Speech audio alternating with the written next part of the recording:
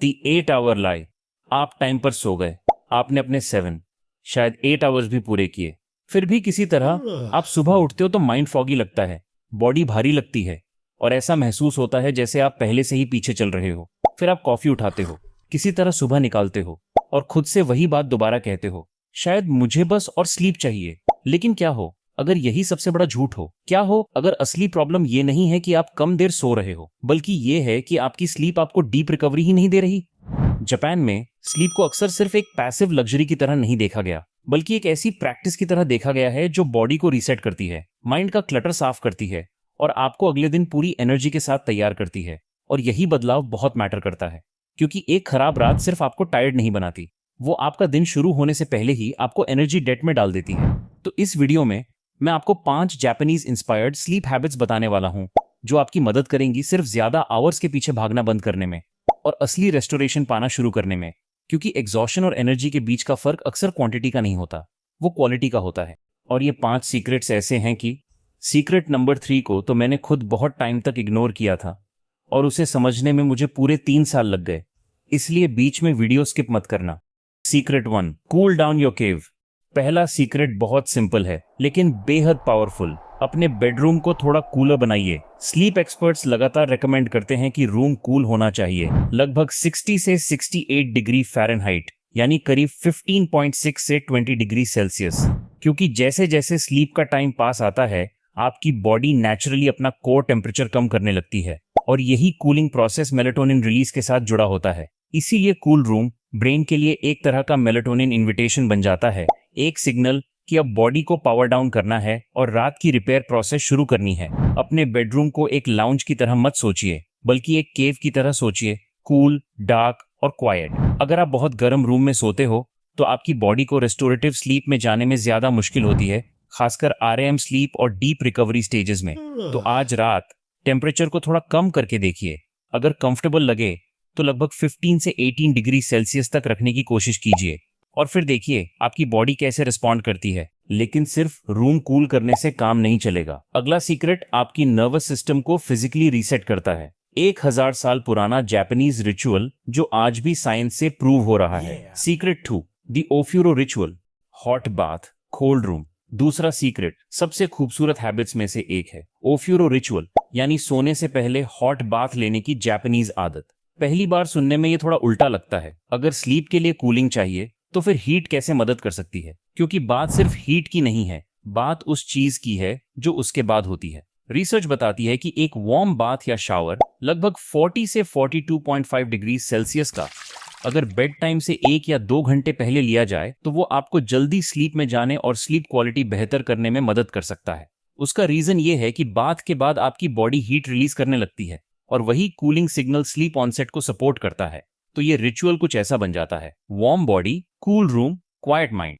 और अब इसकी तुलना कीजिए उस तरीके से जिस तरह हम में से ज्यादातर लोग आज अपना दिन खत्म करते हैं, फोन की रोशनी चेहरे पर, mind over stimulated, nervous system एक और रील, एक और मैसेज, एक और हेडलाइन से भरा हुआ। एक हॉट बाथ बॉडी को काम देता है, लेकिन ब्राइट स्क्रीन ब्रेन को नॉइज देती है। अगर आज रात आप स्ट्रॉन्गर स्लीप सिग्नल चाहते हो तो सिर्फ बेड पर मत जाइए, स्लीप में धीरे धीरे ट्रांजिशन कीजिए, सोक कीजिए, बाहर आइए, अपनी बॉडी को कूल होने दीजिए और अपने माइंड को भी उसी के पीछे आने दीजिए। अब अगला सीक्रेट सबसे अलग है। ये कोई रूम टेम्परेचर या बाथ रिचुअल नहीं है, ये आपके सोचने का तरीका बदल देगा। और ईमानदारी से, ये वो सीक्रेट है जो 90% लोग इग्नोर कर देते हैं और फिर वंडर करते हैं कि उन्हें आराम क्यों नहीं मिलता। Secret number 3, rebrand your tiredness. तीसरा सीक्रेट फिजिकल नहीं है, वो इमोशनल है। आज की कई मॉडर्न कल्चर्स में टायर्डनेस को फेलियर की तरह देखा जाता है। अगर आप एग्जॉस्टेड हो तो आपको उसे छुपाना चाहिए, इग्नोर करना चाहिए, मेडिसिन से दबाना चाहिए या फिर और ज्यादा काम करके उसे पीछे छोड़ देना चाहिए। लेकिन जापान में फटीग को अक्सर एक बिल्कुल अलग कल्चरल स्टोरी के अंदर देखा गया है, जहां दिखाई देने वाली टायर्डनेस को मेहनत, एफर्ट और एंड्योरेंस का रिजल्ट माना जा सकता है। अब ये माइंडसेट परफेक्ट नहीं है, कभी कभी ये बहुत ज्यादा भी हो सकता है, लेकिन फिर भी ये हमें एक बहुत इंपॉर्टेंट बात सिखाता है। टायर्डनेस कोई मॉरल फ्लॉ नहीं है, ये एक ह्यूमन सिग्नल है। तो शायद आपको जो बदलाव चाहिए वो ये है, खुद से ये कहना बंद कीजिए, व्हाट्स रॉन्ग विद मी। ये कहना बंद कीजिए, आई एम लेजी, और कहना शुरू कीजिए, आई एम ह्यूमन। मैं बहुत कुछ कैरी कर रहा हूं, और मैंने रेस्ट करने का हक अर्न किया है।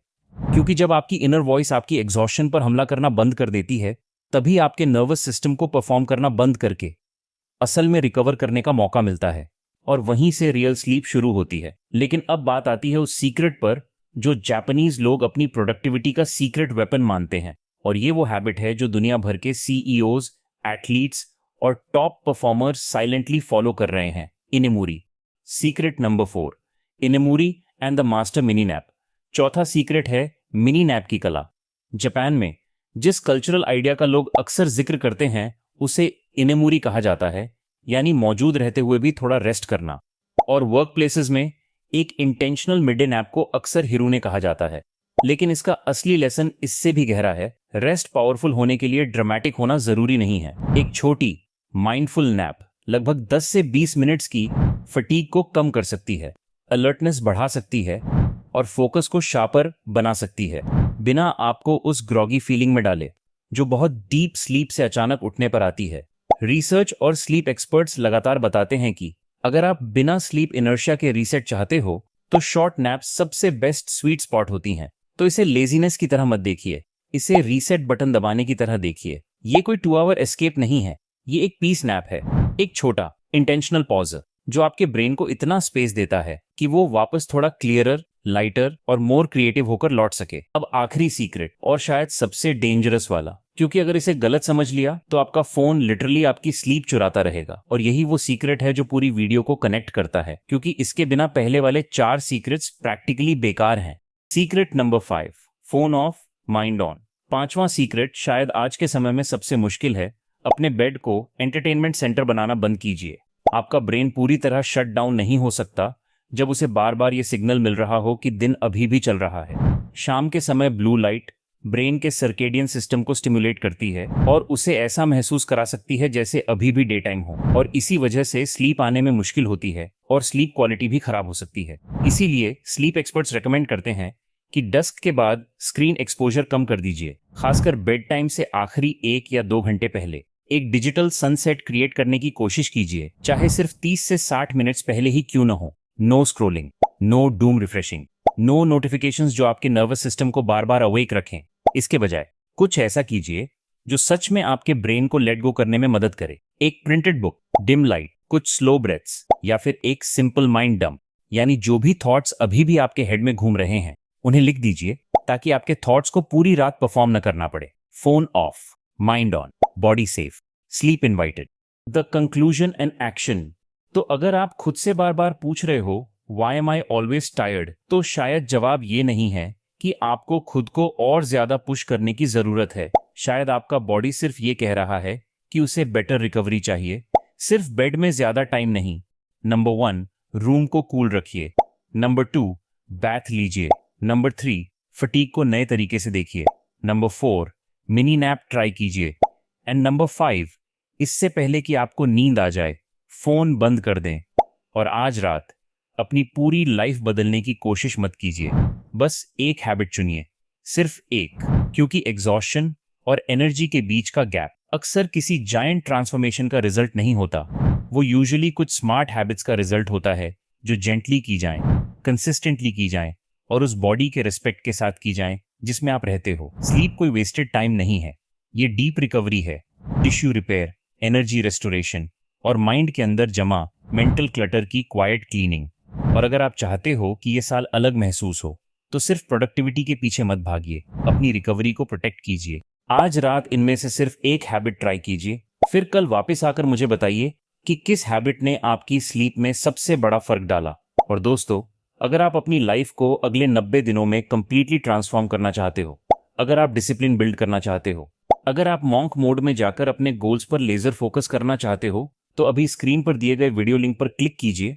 उस वीडियो में मैंने डिटेल में बताया है कि कैसे ज्यादातर लोग ट्रैप सीजन में फंस जाते हैं और कैसे आप उसी विंटर को और 90 डेज पीरियड को अपनी बिगेस्ट कमबैक स्टोरी बना सकते हो। आप सीखोगे कैसे डिस्ट्रैक्शंस हटाने हैं, कैसे डेली हैबिट्स बिल्ड करनी है और कैसे अगले 90 दिनों में ऐसा ट्रांसफॉर्म होना है कि लोग आपके रिजल्ट्स देखकर शॉक हो जाएं। तो अगर आप रेडी हो डिसअपियर होने के लिए और नेक्स्ट ईयर से पहले अपनी लाइफ बदलने के लिए, तो अभी उस वीडियो को वॉच कीजिए, लिंक स्क्रीन पर है, इसे क्लिक कीजिए। और अगर इस वीडियो ने आपकी हेल्प की हो, अगर आपने कुछ नया सीखा हो, तो वीडियो को लाइक जरूर कीजिए और ऐसे ही पावरफुल सेल्फ इंप्रूवमेंट और माइंडसेट वीडियोस के लिए चैनल को सब्सक्राइब करना मत भूलिए, क्योंकि अगले कुछ वीडियोस शायद आपकी पूरी लाइफ का डायरेक्शन बदल सकते हैं।